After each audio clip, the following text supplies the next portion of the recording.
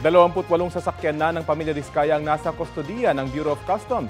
Voluntaryo isinuko ng pamilyang 16 pa nilang luxury vehicles. Naisailalim na ang mga ito sa sealing at documentation. Sa search warrant ng BOC, 12 lang ang inilistang sasakyan na nauna nang napunta sa kustodiya ng ahensya. Iimbestigahan ng mga ito kung tama ang binayarang buwis.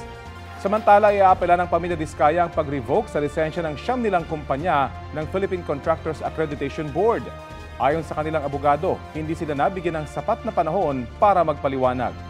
Kasunod ng pagkansila sa kanilang lisensya, makikipag-ugnayan daw ang Iloilo City LGU sa DPWH dahil may mga proyekto rin sa lungsod ang nasabing contractor. Meron ding proyekto ang ilang kumpanya ng Diskaya sa Maynila na ayon kay Manila Mayor Isko Moreno ay kabilang sa mga hindi nagbayad ng tamang buwis. Sinusubukan pa namin kunan ng panig dito ang pamilya Diskaya.